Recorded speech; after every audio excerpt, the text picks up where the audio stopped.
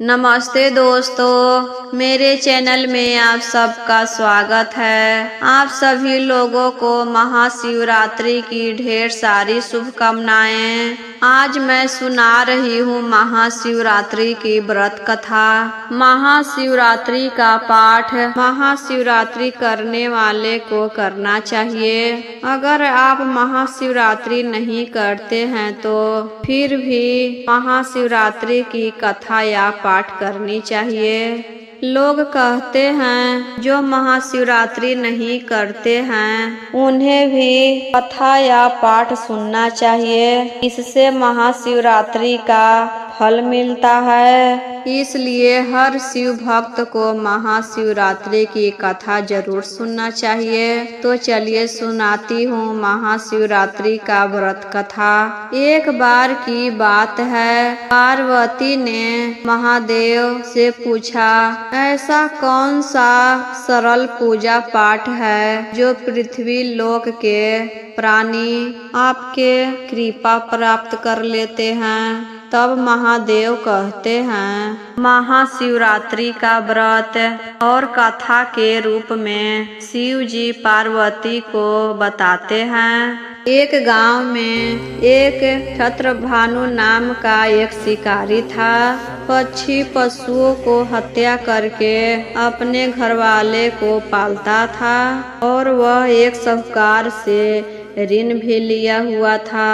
वह ऋण नहीं चुका रहा था तो साहूकार शिकारी के हाथ बांध देता है और उसे शिव मठ में ही जाकर बांध देता है। और उस दिन संयोग से महाशिवरात्रि थी। बंधी होने के कारण वह शिव मंदिर में ही बैठा रहा और लोग उस दिन पूजा करने आते जाते थे। उस दिन महाशिवरात्रि की पूजा हो रही थी। पंडित जी महाशिवरात्रि की कथा सुना रहे थे। बंदी होने के कारण वह कथा को सुन लेता है।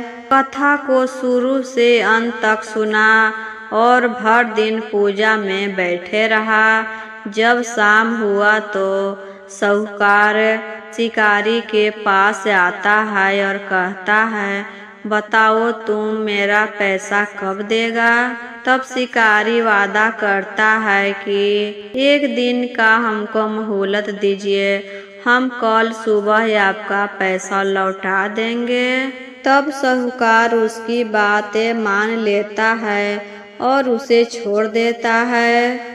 शिकारी घर आकर अपना तीर धनुष उठाता है और शिकार के लिए चला जाता है। और भर दिन बंदी होने के कारण कुछ खाया पिया भी नहीं था।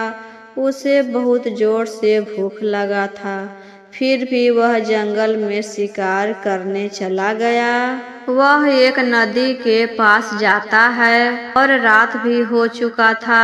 वह सोचता है कि जरूर कोई ना कोई पशु यहाँ पानी पीने के लिए जरूर आएगा, तब हम उसका शिकार कर लेंगे। वहाँ तालाब के किनारे एक पेड़ था और वह पेड़ बेलपत्र का था। अपने पीने के लिए पानी लेकर पेड़ पर छिपकर बैठ जाता है। वहाँ पर पेड़ के नीचे एक शिवलिंग था। ऊपर से जो बेलपत्र गिरता था नीचे वह सूख गया था। ढेर सारा बेलपत्र सूखा हुआ था।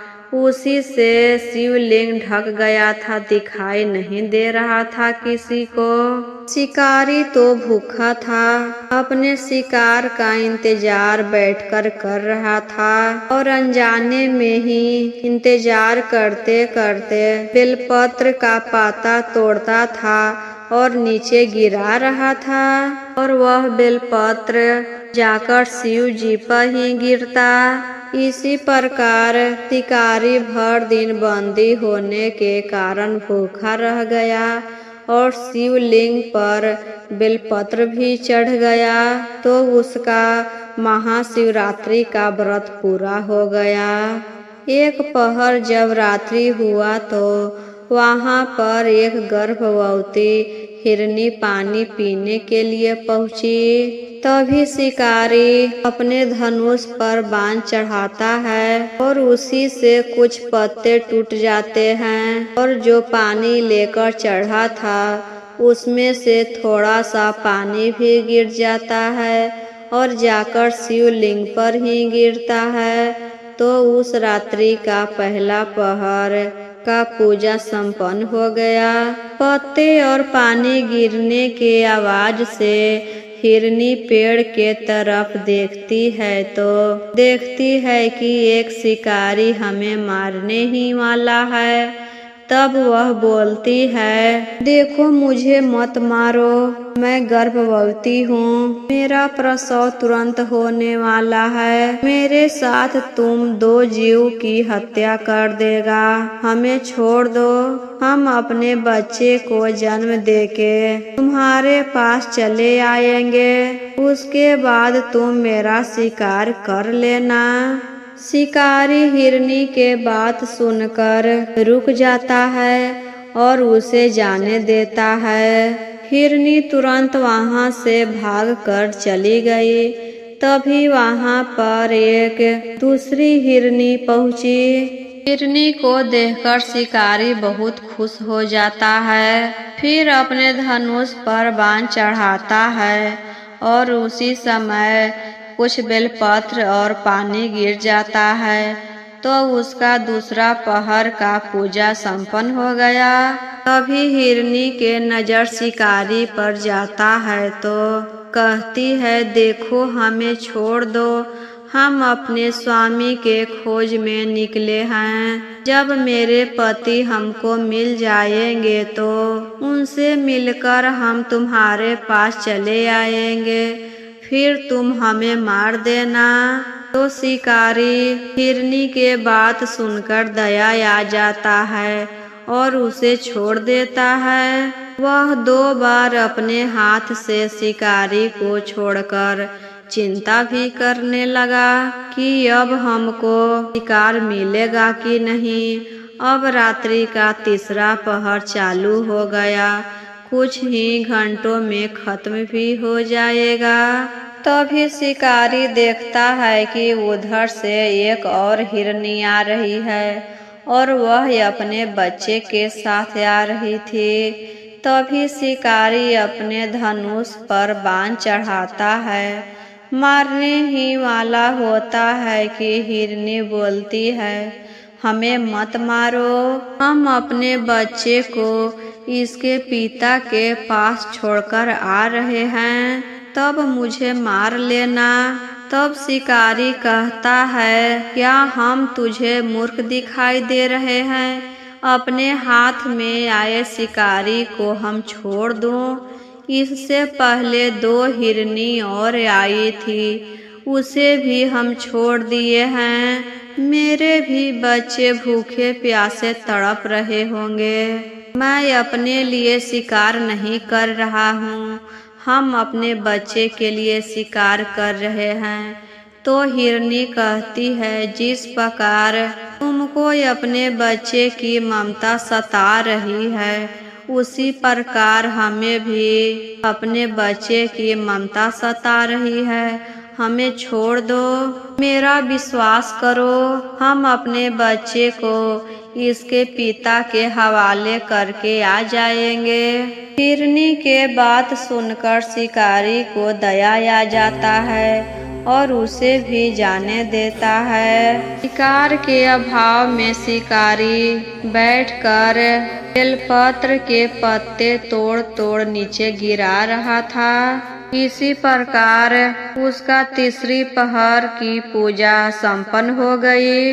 तभी शिकारी देखता है कि उधर से हष्ट पुष्ट हिरन उसके तरफ आ रहा है। तब शिकारी फिर अपने धनुष पर बाण चढ़ाता है और सोच लेता है कि इस बार इसे जाने नहीं दूंगा, इस बार तो हम शिकार करके ही रहेंगे, कुछ भी हो जाए। शिकारी को देखकर हिरन कहता है, मेरे भाई, मेरे आने से पहले 3 हिरनी यहाँ पर और आई थी, क्या तुम उसे मार दिए हो? उसे मार दिए हो तो हमें तुरंत ही मार दो, क्योंकि उससे दूर होने का गम हमको नहीं सताएगा। वो तीनों हिरनी मेरी पत्नी है। तुम उसे छोड़ दिए हो तो हमें भी कुछ क्षण के लिए छोड़ दो। हम उससे मिलकर तुम्हारे पास आएंगे। तब शिकारी अपनी कहानी बताता है कि तीनों हिरनी को कैसे छोड़ा। तब हिरन कहता है, मेरी 3 पत्नियां जिस प्रकार प्रतिज्ञाबद्ध होकर गई है, वो मेरी मृत्यु से अपने धर्म का पालन नहीं कर पाएगी। जैसे तुमने उन पर विश्वास करके छोड़ा है, वैसे हमें भी जाने दो। बहुत जल्द हम सब तुम्हारे सामने उपस्थित हो जाएंगे। अब शिकारी को भर दिन भर रात निर्जल उपवास करने से, शिवलिंग पर बेलपत्र चढ़ाने से शिकारी का हिंसक हृदय निर्मल हो गया था और उसमें भगवत शक्ति का वास हो गया था। उसके हाथ से धनुष बाण छूट गए और उसे हिरन को जाने दिया। कुछ क्षणों में हिरन के पूरा परिवार वहां उपस्थित हो गया और सब कहने लगा कि अब मेरा शिकार कर लो। जानवरों के मुंह से ऐसा सात्विकता वचन सुनकर शिकारी के आंखों से आंसू निकल आया और सब को छोड़ देता है। और उस दिन से शिकारी कोमल और दयालु बन गया। और यह सब कैलाश पर्वत पर बैठकर शिव और पार्वती देख रहे थे। यह सब देखकर वह बहुत प्रसन्न हुए और उसी क्षण महादेव शिकारी के साक्षात दर्शन देते हैं। उसे धनवान गुणवान का आशीर्वाद देते हैं। उसके पास बहुत सारा धन हो गया और उस दिन से वह शिकार करना छोड़ दिया और बहुत ही दयालु हो गया। तो यह थी महाशिवरात्रि की व्रत कथा।